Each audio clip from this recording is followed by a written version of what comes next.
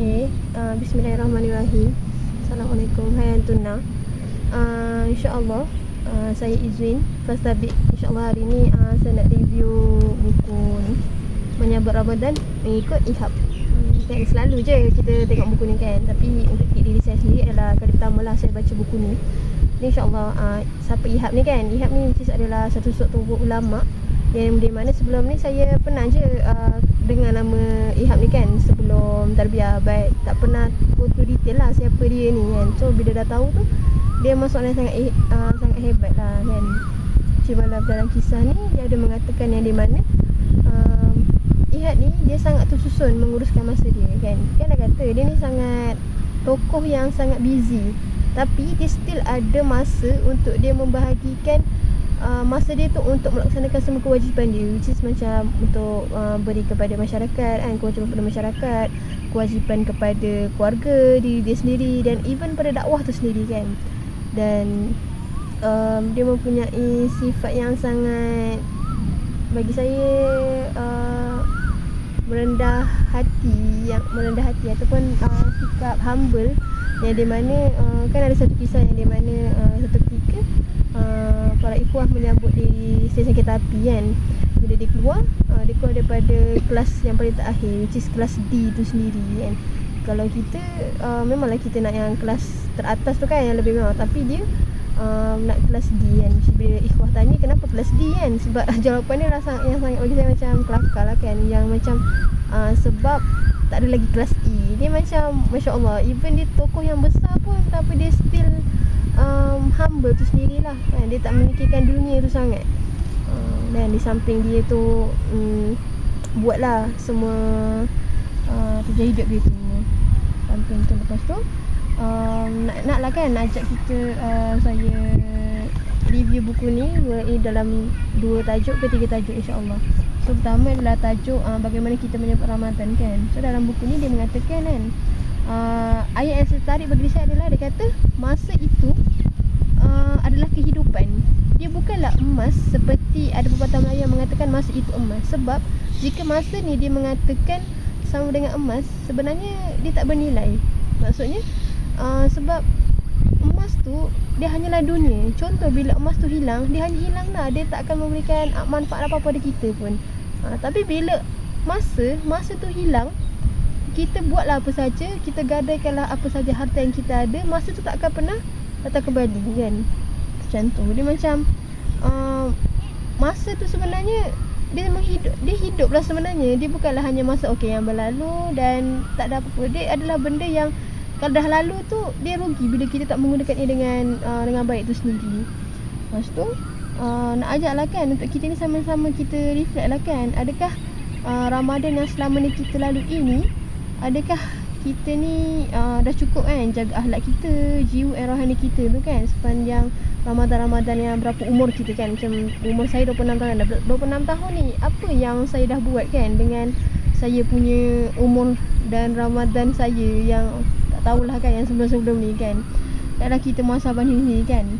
Jadi ayolah kita isi kita punya waktu-waktu tu dengan melaksanakan MA yang terbaik tu sendiri kan, daripada kita melakukan benda-benda yang tak elok sendiri. Lepas tu dia cakap juga Ramadan ni adalah di mana bulan kemuliaan, di mana kita lahir sebagai diri yang baru, which is kita waktu bulan Ramadan ni lah kita mencari kemuliaan, which is bulan yang mana kita menyucikan diri kita melalui semua ibadah kita kan, macam taubat dan semua ibadah-ibadah tu lah sendirilah kan, yang mampu membuang segala dosa kita tu. Lepas tu Imam Salman cakap juga dalam ni, dia cakap berwaspadalah pada bulan Ramadan ni supaya kita tak terlepas lagi dengan benda-benda yang sia-sia tu sendiri kan. Takkan masa tu tak akan berlalu begitu saja, itulah.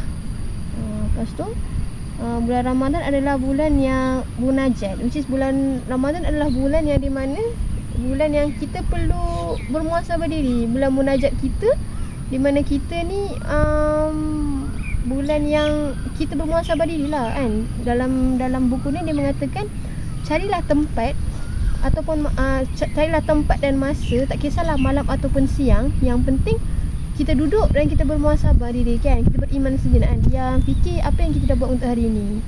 Bagi saya itu adalah benda yang macam sangat best lah sebenarnya. Lepas tu kita go untuk tajuk kedua pula kan. So dalam tajuk kedua yang saya pilih adalah bagaimana kita mendapat manfaat daripada Ramadan tu sendiri kan. Jadi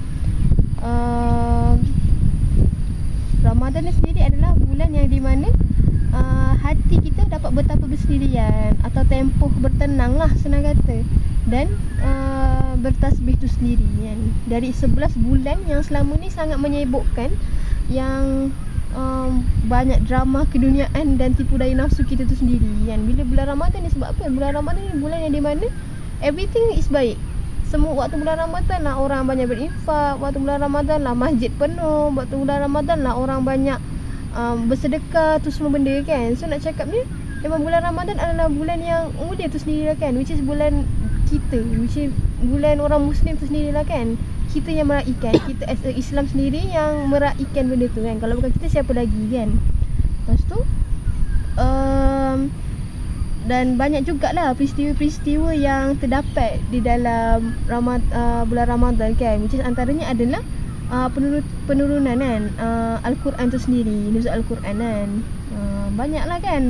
Lepas tu berlakunya peristiwa Perang Badar kan, pembongkaran Kota Mekah dan malam Lailatul Qadar tu sendiri. Banyak je lah lagi sebenarnya, tapi kita kena baca lagi lah Quran, insya-Allah. Lepas tu Ihab cakap juga kan, macam mana kan, Ihab bagi tahu how Nabi Muhammad tu sendiri menyambut Ramadan dia pada bulan Ramadan tu kan, which is Nabi Muhammad dia beriktikaf.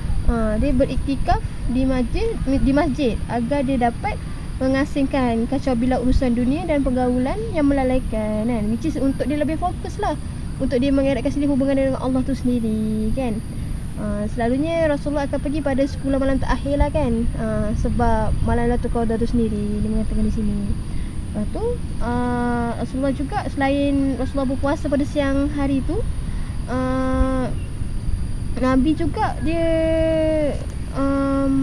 perluaskan lagi sifat pemurah dia kan. Dia banyak lagi bersedekah pada bulan Ramadan. Kalau kita contoh kan, bulan biasa kita mungkin sedekah RM5 je kan. So bulan Ramadan RM10 satu minggu. So benda tu macam kita lipat ganda lagi lah kan. Macam tu lah Rasulullah buat. Lepas tu pada malam pula Nabi memang akan berkiam lah, which is kiam baginda tu adalah bertahajud kan, tarawih, dan banyak lah sunat-sunat yang dilakukan.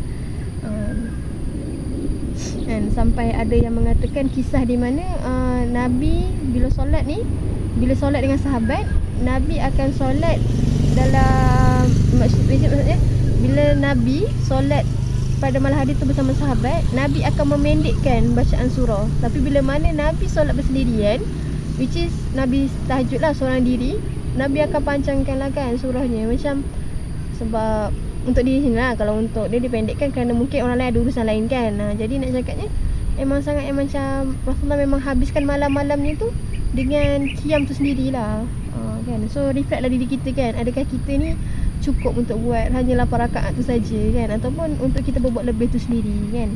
Lepas tu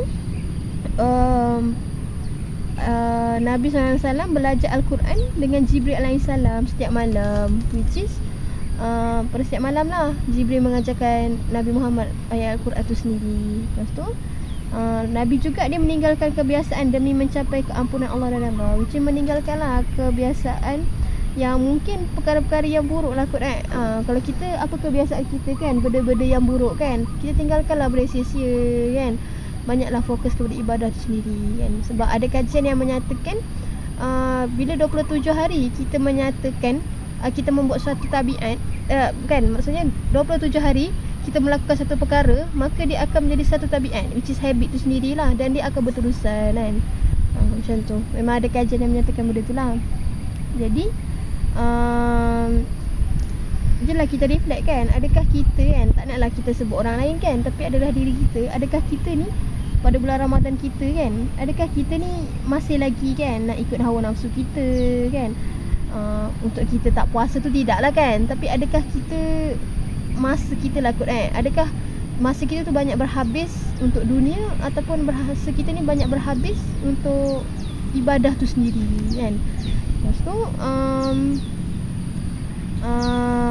tapi Tapi itulah risaunya kita ni bila mana kita berpuasa, kita hanya melaksanakan puasa seperti orang biasa lah, which is seperti rutin tu saja. Sebab nak cakapnya sia-sia lah kan bagi orang yang melalui bulan Ramadan tapi dia just melakukan as a rutin tu sendiri. Sebenarnya itu adalah bulan pengampunan ataupun bulan yang di mana kita kena grab lah untuk kita ni dapat pahala tu sendiri kan. Jadi nak ajak untuk semua, ayolah kita kan bersama-sama lah mencapai kesempatan ni kan, untuk mendirikan bulan Ramadan tu dengan bersungguh-sungguh kan. Kita kena set betul-betul ni MA kita apa, ibadah apa yang kita nak pertingkatkan ni kan. Kalau nak apa orang kata, nak iktikaf pun iktikaf lah, carilah masa yang sesuai untuk iktikaf sungguh-sungguh tu sendiri kan. Dan iktikaf tu adalah sebagaimana iktikaf lah, bukanlah iktikaf yang kita duk busy dengan dunia, still tengok handphone, bukan macam tu lah sendiri kan. Lepas tu nak berpesan, janganlah kita ni biarkan je lah kan Ramadan kali ni berlalu dengan bertiusan je, sebab dia rugilah benda tu kita kan bila kita sia-siakan benda tu. Jadi untuk seterusnya InsyaAllah untuk tajuk yang terakhir lah kot kan. Untuk tajuk terakhir hampirkan diri kepada Allah SWT. Jadi nak cakapnya rebutlah peluang kita untuk kita mendekatkan diri kepada Allah tu sendiri kan. Sebab hanya pada setiap tahun tu hanya sekali je lah kan Ramadan tu datang. Jadi grab lah bulan ibadah ni, pesta ibadah kan kita panggil, dengan sebaiknya. Jadi bulan Ramadan, di mana bulan Ramadan pintu langit dibuka dan kasih sayang Allah melimpah kepada hambanya. Allah mengabulkan segala doa hambanya, melipat gandakan ganjaran mereka yang taat, mengampuni dosa mereka.